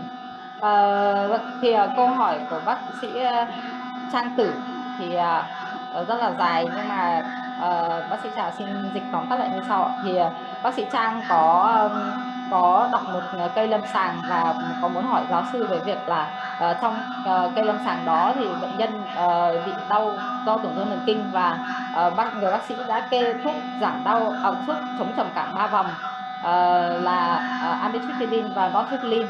Thì trong cái ca bệnh đó thì bệnh nhân đã đỡ. Thì bác sĩ Trang có hỏi là tại sao lại kê cái thuốc chống trầm cảm cho bệnh nhân đau, cơ chế của thuốc này là gì, và liều dùng thì là như thế nào. Thì giáo sư có trả lời là thực ra thì thuốc chống trầm cảm 3 vòng ấy, có tác dụng giảm đau. Tuy nhiên thì với tác dụng chống trầm cảm thì chúng ta phải dùng liều rất là cao, nhưng mà tác dụng giảm đau thì dùng liều thấp. Theo kinh nghiệm của giáo sư ấy, thì hiệu quả giảm đau của thuốc chống trầm cảm 3 vòng là khá ổn định. Nghĩa là đối với những thuốc mà chặn kênh canxi thì tác dụng nhanh nhưng nó không ổn định. Nghĩa là lúc bệnh nhân đau tăng, lúc bệnh nhân đau giảm, và chúng ta phải điều chỉnh liều liên tục.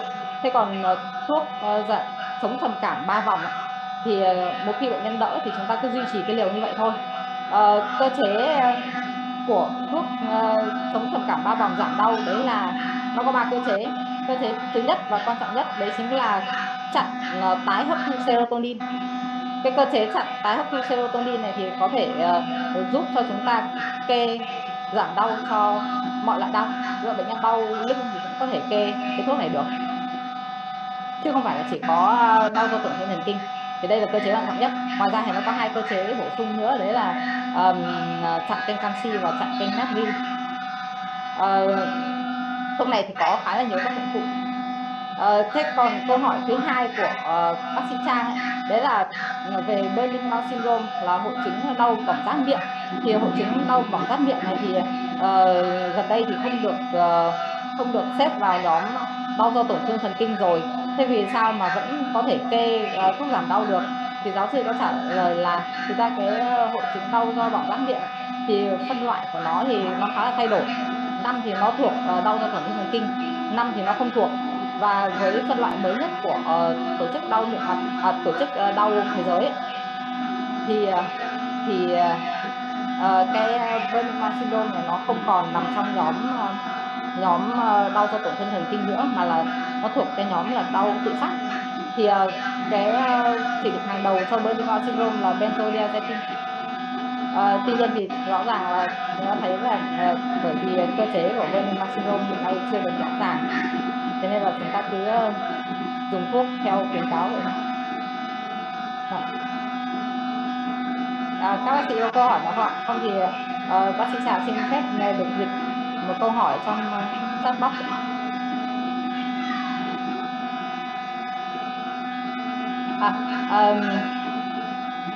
One dentist would like to ask about the follow-up schedule of spleen therapy. Thì she would like to ask that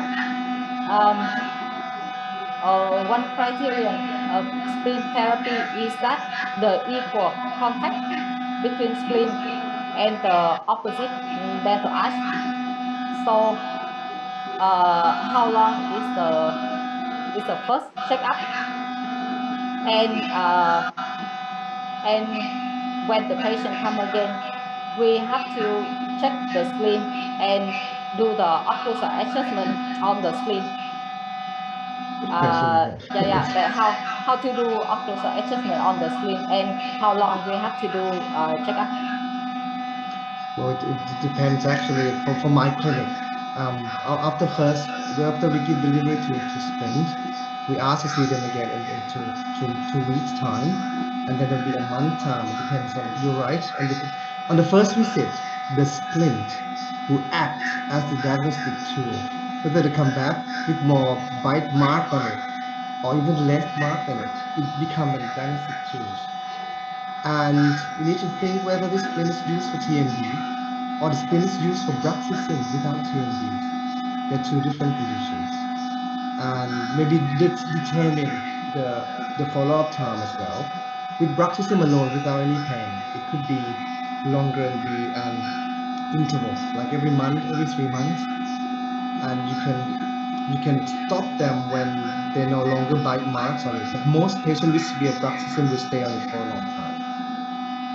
But splint, when you use with TMD or severe pain, we can ask patient to stop using it when they're no longer pain or drugs. But vary, the interval time is vary. But in my clinic is 2 weeks and then a month and a month. Thì thứ nhất là giáo sư có nói chúng ta dùng mục đích điều trị bệnh nhân với những bệnh nhân chỉ có đau vậy và bệnh nhân có cả đau lẫn nghiến răng là khác nhau. Với những bệnh nhân mà nghiến răng ấy, thì sau khi bệnh nhân đỡ đau xong thì cái lịch tái khám có thể là dài hơn.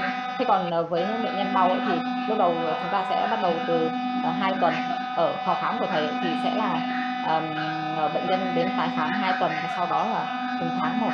Thế còn để nói về cái lịch tái khám như thế nào thì tốt thì thầy nói là nó tùy bác sĩ thôi. And the second part of this question is that do you need any special tool to check the contact point on the spleen? We don't need any special tools. We use just the paper in my clinic, explaining paper, to check whether the point is even. I think one of my residents asked me whether we should adjust it every time when the bite mark is even already. Every time when the patients come back, the marks stay the same, never change. Should we adjust it like brand new every time? This is the question he thrown to the clinic. And I think we will discuss what half clinic said, yes, we should grind it to be as smooth as it is. And the other half of clinic said, if it's stable, leave it. We cannot do, we don't have to do it every time. We do it every 2 or 3 times. But if bite mark change, we have to do it every time. Sometimes it's stable. Thì câu trả lời của giáo sư đối với câu hỏi thứ hai của bác sĩ Thì đấy là bác sĩ Thì có hỏi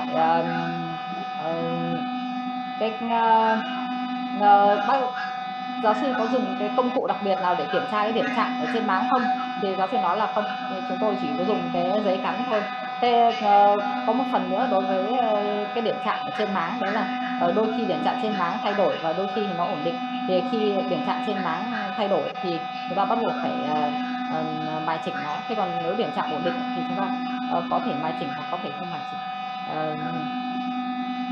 Câu hỏi thứ hai là về vật lý trị liệu.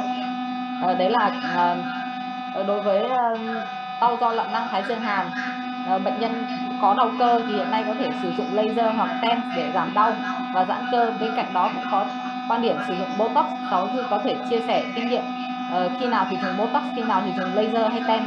Okay, this question about the physical therapies and Botox injection. Yes. We know that low-level laser and TENS can reduce the pain in the muscle. So, by the way, there are some opinion that we can use Botox injection too.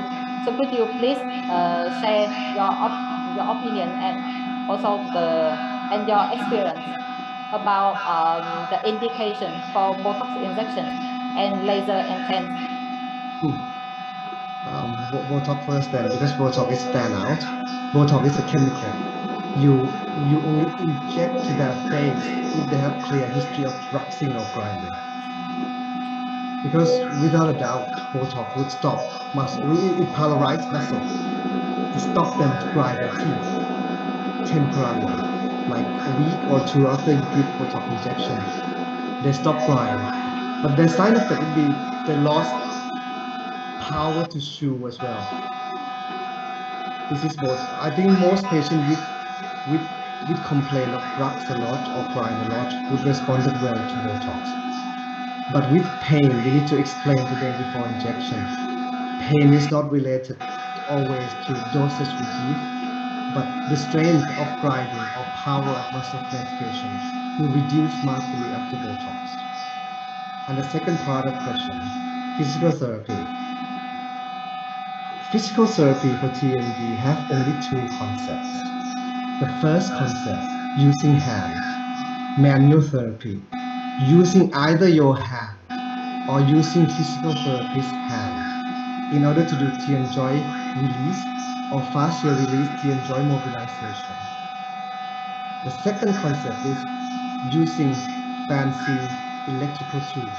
You can use everything, ultrasound, TENS, or even laser. There is no evidence to prove which one is better. Even my patients, some of them prefer human hand, some of them prefer electrical tools. So you let them choose, or whether you have in clinic. Okay, so what is the indication, the specific indication for physical therapy? Manual work very quicker, much quicker when they have limited mouth open, or even they have clicking joints. Human hands work better than electrical tools. But most patients enjoy that as well, because they came to you with very severe limit opening, and then you use manual therapy to increase the range of motion, and then they go back home with subtly improvement of mouth reduction of mouth opening. Sometimes ultrasound or TENS or laser take even more time to do that. But I'm not going to give you an answer which is better than what. Thì câu trả lời của giáo sư đầu tiên, giáo sư sẽ nói về Botox trước, bởi vì Botox nó khác so với TENS và laser, đấy là Botox và tiêm, nghĩa là chúng ta có can thiệp. Thì theo như kinh nghiệm của giáo sư thì Botox sẽ đặc biệt hiệu quả trong các trường hợp mà bệnh nhân đau có liên quan đến nghiến răng, đặc biệt là nghiến răng nặng. Bởi vì là Botox có tác dụng là sẽ làm liệt cơ tạm thời nên bệnh nhân không thể nghiến được, đây là bệnh nhân sẽ đỡ đau. Tuy nhiên thì tác dụng phụ ngay sau khi mà chúng ta tiêm Botox cho bệnh nhân đấy là bệnh nhân không thể nhai được. Tuy nhiên nếu bệnh nhân mà không có nghiến răng mà chỉ có đau thôi ấy, thì chúng ta phải cẩn thận đối với trường hợp này, bởi vì không phải tất cả cái đau nó đều liên quan đến cơ. Chính vì thế nên là cái trường hợp bệnh nhân chỉ có đau mà không có nghiến răng thì chúng ta sẽ phải cẩn thận khi chúng ta chỉ định. Thế còn đối với vật lý trị liệu thì vật lý trị liệu có hai concept, một là sử dụng tay để nắn khớp, thứ hai là dùng các thiết bị. Thì các thiết bị ở đây thì các bạn có thể sử dụng bất cứ thiết bị loại gì, có thể sử dụng TENS cũng được, có thể sử dụng laser hoặc là siêu âm cũng được, thì không có loại nào là được chứng minh ưu điểm hơn loại nào cả. Nhưng mà một chỉ định khá là hiệu quả so với vật lý trị liệu đấy chính là ở những bệnh nhân bị há miệng hạn chế hoặc bệnh nhân có tiếng kêu khóc.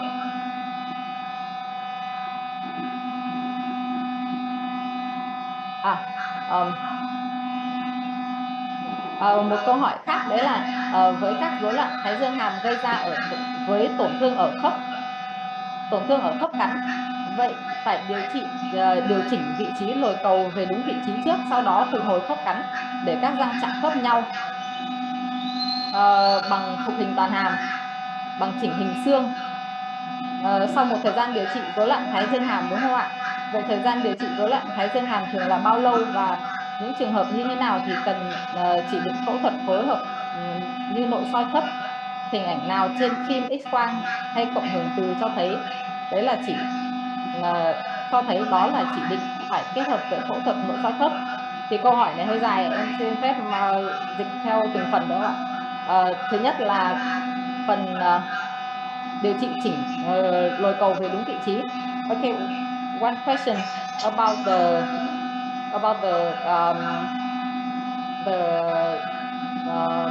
condyle problem that a dentist would like to ask that in case TMD developed because of wrong position of the condyle, so we have to adjust the condyle into the right position, and after that we will do the full mouth rehabilitation for patient.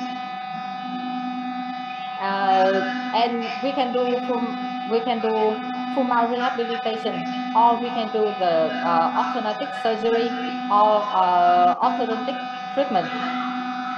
TMD, right? Yeah, for TMD. She would like to ask that for that case, for that kind of patient, we have to take how long to treat one patient, and which case is suitable for that indication? Yeah, this is the first question. It's quite a complex question. I think this question is based on a dental origin or dental structure etiology of TMDs, Yeah, it's kind of like that. which long been debatable. A lot of patients has been treated orthodontics without TMDs getting better, and it's been a legal issues in America or even in Thailand. A lot of orthodontists said you should do braces to make your bite evenly contact, and then your TMD will be disappear. I think a lot of patients take over dentists to court when they finish orthodontic and TMD is still there. You can do anything you want if patient has agreed with you, but then you have to tell them the results might not be what you expected for. The same thing to explain with full mouth rehabilitation and condyle position. I think this is since the beginning of time. We not even know the right condyle position in CR or CO position. They are unpredictable, and this is not related well to patient's TMD symptoms. I think the management role for dental treatment has been moved toward to holistic, patient-centered medical management. Về câu hỏi liên quan đến điều chỉnh vị trí lồi cầu, sau đó thì sẽ tái lập khớp cắn theo vị trí lồi cầu ấy ạ, thì giáo sư có trả lời như sau ạ. Thứ nhất là cái vị trí lồi cầu như thế nào là đúng thì hiện nay là chúng ta vẫn chưa thể biết, chưa có nghiên cứu nào nói về việc vị trí lồi cầu như thế nào mới là vị trí đúng, cho nên là cái lý do này thì nó cũng khá là vẫn còn chưa rõ ràng. Thế còn sau khi mà chúng ta điều chỉnh vị trí lồi cầu về vị trí đúng theo quan điểm của bác sĩ thì chúng ta có thể nắn chỉnh răng cho bệnh nhân. Thì ở Thái Lan thì tuy nhiên thì ở Thái Lan thầy cũng muốn chia sẻ thật là có rất nhiều bệnh nhân đã kiện bác sĩ sau khi mà nắn chỉnh răng, nhưng mà TMD vẫn còn đó, thế nên là chúng ta sẽ phải cẩn thận khi mà chúng ta tiếp cận với phương pháp điều trị này. Yeah, so the second part of this question is what is the indication of arthroscopy? Arthroscopy management. You mean lavage or arthrosynthesis, lavage, joint lavage. I think the role of surgical intervention for TMD for muscle pain is none. They're left with surgical corrections of chronic inflammation, patient with TMJ, some form of well respond TMJ also arthritis.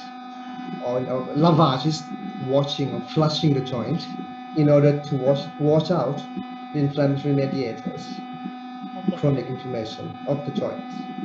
Câu hỏi thứ hai của bác sĩ đấy là câu hỏi thứ hai của bác sĩ vừa rồi thì có liên quan đến chỉ định về nội soi khớp. Thì thầy có nói là chúng ta sẽ chỉ định nội soi khớp chỉ khi nào mà bệnh nhân có cái tình trạng viêm mãn tính, cứ viêm đi tái lại ở khớp ấy, thì chúng ta sẽ can thiệp thủ thuật. Thì thủ thuật đây có thể là bơm rửa khớp và kết hợp với nội soi khớp luôn.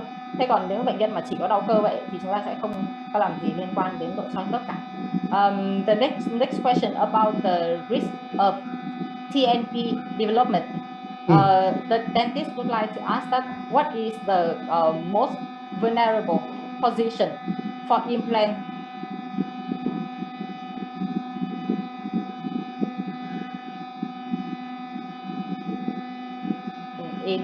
for implant placement that mostly likely to develop TNP?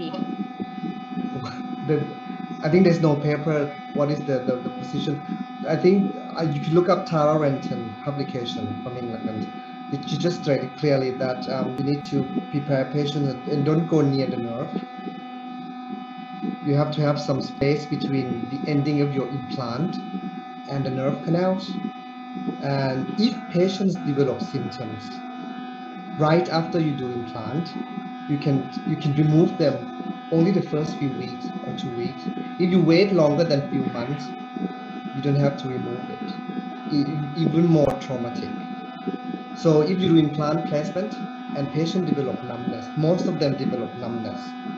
And if they develop numbness, you either remove them or pull it off or make it shorter. Vâng, thì có một bác sĩ hỏi là đâu là vị trí mà cắm implant dễ gây đau dây thần kinh năm nhất ấy? Thì giáo sư có trả lời là không có vị trí nào là nguy cơ cao hơn vị trí nào cả. Chỉ có điều là với những bệnh nhân mà sau khi chúng ta cắm implant luôn, sau khi chúng ta cắm implant ấy, thì bệnh nhân có phát sinh những triệu chứng ví dụ như là bỏng rát hoặc là tê bì, hầu hết bệnh nhân sẽ cảm thấy tê bì, thì chúng ta cần phải nếu trong thời gian ngắn ấy, thì chúng ta nên lấy implant ra và chúng ta có thể cắm cây ngắn hơn cho bệnh nhân. Chỉ có vậy thôi. Thế còn trực tiếp vào câu hỏi của bác sĩ là vị trí nào dễ gây đau thần kinh năm thì không có bằng chứng nào nói là vị trí nào thì dễ đau hơn vị trí nào. I think I saw a question in the box that she Yeah. said in English. Yeah. So She said, yes, I can read them. Yeah. The problem with neuropathic pain after nerve injury or dental implant or dental extraction is it could develop 6 months after. Patient will have totally pain-free, no symptoms. After you place implant, very happy. 6 months later, lingual nerve damage. 6 months later, inferior alveolar nerve damage. But the second part of question is very important. I think the literature tells you that the risk is actually the pain before implant. In this case, the pain before dental extraction. If patients have a lot of pain, prolonged pain or uncontrolled pain before you remove the teeth, that is a good prediction of their developed neuropathic pain afterward, because maybe a lot of sensitization even before the nerve was triggered. But that's a good point. Very good research question. What is the symptoms after? But I can tell you that most of your patients, if you injure their nerve, they would develop a negative symptom or numbness. A very small number of them would develop a very severe pain or positive symptoms, which is more troublesome and require different treatment. In some textbook, we give you steroid. In some textbook, we do a microsurgery, but this have to be done within 2 weeks or very quickly after nerve injury. Most of the time, patients come to see you are longer than 2 or 3 weeks. So a lot of treatment has been not useful. But in these patients, you have to deal with anger. When patients angry with you, they have more pain. So you have to treat that pain, treat their anger and treat their numbness as well. Thì có một câu hỏi mà giáo sư đánh giá rất là hay đến từ bạn Liêu Phan.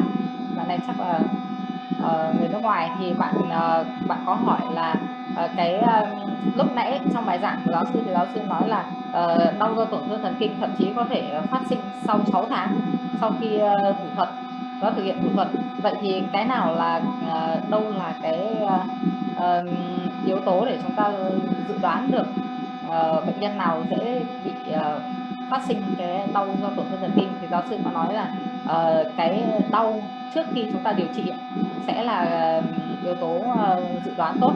Thì những bệnh nhân mà có đau mãn tính mà không được kiểm soát tốt trước khi chúng ta thực hiện thủ thuật thì đấy là một trong những cái dự báo cho bệnh nhân này dễ bị phát sinh đau do tổn thương thần kinh, bởi vì bệnh nhân đã có một cơn đau mãn tính dài. Như vậy thì bệnh nhân có rất là nhiều cái nhạy cảm hóa trung ương.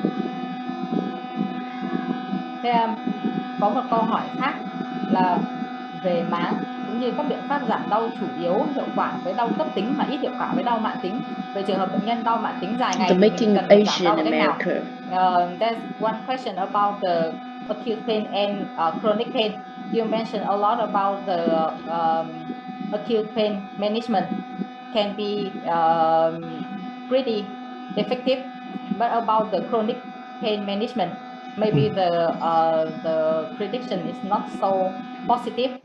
So in case patient have chronic pain, what kind of therapies we should or we can provide?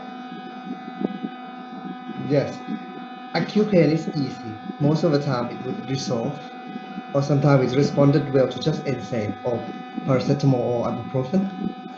Chronic is a problem. The word chronic is it can't easily be cured. Medication would be no longer NSAID or paracetamol. Medication would be antidepressant, anticonvulsants. But with chronic, with psychological background in it, most of the time you need to have a pain education with patient. You talk them through on the first visit that they're gonna have a pain for a very long time, sometimes for years. Good thing is you set goal with them. I'm gonna see you every month or 2 months or 3 months. How many percent of pain reduction should we work together? Shall we do 60%, 50% pain reduction in 2 months? And then I see you again with medication or other technique I told you. Or when they come back, you do another set goal, another 50%. In the end, you can discharge them, even the pain is still there. Pain become minimal, and then they'll be able to cope with it. Chronic pain require a lot of psychological intervention. Acute pain doesn't. So what kind of treatment we can apply for the chronic pain patient, like medication or physical therapy? Medication, psychological management, encourage them to do exercise for TMDs. Or exercise good for all of things. Jaw exercise part of the chronic TMD rehabilitation. But with neuropathic pain, is mainly medication and some form of self-care in terms of CBT, cognitive behavioral therapy. Set goal, pacing, a lot of activity based, distraction, anger management. Giáo sư xin trả lời câu hỏi như sau ạ. Thì đối với đau do rối loạn thái dương hàm ấy, thì chúng ta có thể sử dụng các biện pháp như thuốc này, các bài tập hoặc là vật lý trị liệu. Thế còn đối với đau do tổn thương thần kinh ấy, đau do tổn thương thần kinh sau khi thực hiện thủ thuật thì đa phần là chúng ta sẽ phải dùng thuốc này, và đặc biệt là chúng ta có thể thay đổi hành vi của bệnh nhân. Tuy nhiên thì ngay đầu câu trả lời thì giáo sư có khuyên chúng ta là nên trao đổi với bệnh nhân thẳng thắn. Đấy là bệnh nhân có thể có cơn đau, sẽ phải chịu đựng cái đau này trong một thời gian rất là dài, thì chúng ta sẽ cả bác sĩ và bệnh nhân sẽ cùng nhau giảm đau từ từ, chứ không thể là ngay một lúc được. Thì trong lần hẹn đầu tiên thì có thể là giảm đau 50%, lần hẹn thứ hai thì 30%. Như vậy thì ngay cả khi mà chúng ta không thể giảm đau toàn bộ cho bệnh nhân thì bệnh nhân cũng không có quá là trách móc nữa. Thế còn có một câu nữa về nắn khớp. There's one question about the jaw manipulation. The dentist would like to ask that. Could you please clarify more about the jaw manipulation? For which condition? In the patient with click. The click, as in the video click. Well, that paper from Japan recommend a very specific type of self-jaw manipulation. They used the TMJ, or the joint has a fulcrum. They will move upward, and then you have to insert a hard object between patient's teeth. If you don't insert anything, you can't do that. You can either use two sleuths or a lot of hard object, and then you ask patient to press or put pressure on the chin and push upward against the tool to make the joint to tilt backward. in order to release a supposedly trapped disc. Thì But câu not everybody can do that. okay. Sometimes we ask patients to do that first. Sometimes we ask our physical therapist to help doing it as well. At first, physical therapists will do this in the clinic first, and then we use that as the home jaw manipulation. I think about 50 to 60% responded to this technique. The other half doesn't. Thì câu trả lời của giáo sư về cái phương pháp này là như sau. Thì trong cái clip ở trong buổi giảng thì các bác sĩ có thể nhìn thấy phương pháp này bắt nguồn từ Nhật Bản. Thì trong phương pháp này điều quan trọng là chúng ta phải đưa một cái vật cứng vào trong răng của bệnh nhân để bệnh nhân cắn lại, và nguyên tắc là chúng ta sẽ vận dụng nguyên tắc bập bênh, nghĩa là chúng ta đưa một vật cứng vào giữa răng của bệnh nhân, sau đó chúng ta bảo bệnh nhân đẩy tay ở cằm lên như thế này, đẩy tay lên đẩy tay ở cằm lên phía trên. Thì khi chúng ta đẩy tay ở cằm như vậy thì cái khớp, cái lồi cổ bệnh nhân nó sẽ hơi xuống dưới một chút. Thì hy vọng là có thể loại bỏ cái cản trở cho cái đĩa khớp có thể tụt lại phía sau. Thì theo kinh nghiệm của giáo sư là khoảng 50 đến 60% bệnh nhân có tiếng click sẽ đáp ứng với phương pháp điều trị này. Và tuy nhiên thì không phải tất cả bệnh nhân đều có thể tự làm được. Đôi khi chúng ta sẽ phải giúp bệnh nhân, hoặc chúng ta có thể yêu cầu cái người kỹ thuật viên vật lý trị liệu giúp bệnh nhân.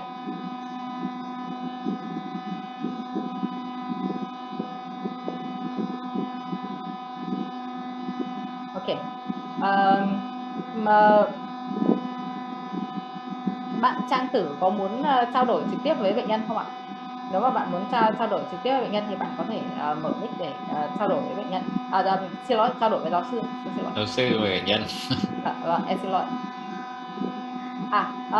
Một câu hỏi phần thứ hai liên quan đến phương pháp nắn khớp.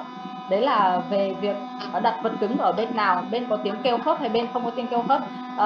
About the jaw manipulation, we should put the hard object into the teeth of patient, but in the clicking side or in the opposite side.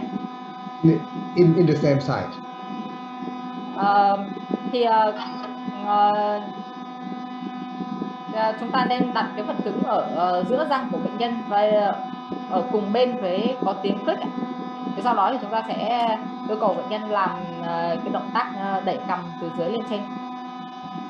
I can send that paper to you and you can forward to the dentist who asked. Thì giáo sư sẽ chuyển cho bác sĩ Trà cái bài báo này ạ, và em xin phép là sẽ chuyển lại cho các hội thảo viên ạ. This is my email. If you have more questions, you can ask me now or later. Giáo sư đã gửi địa chỉ của mình vào trong hòm chat rồi ạ. Nếu mà quý bác sĩ nào muốn hỏi giáo sư trực tiếp thì có thể email giáo sư ạ. But, yeah, I think we have a lot of questions already. So thank you very much. Most welcome. I enjoyed Q&A question very much.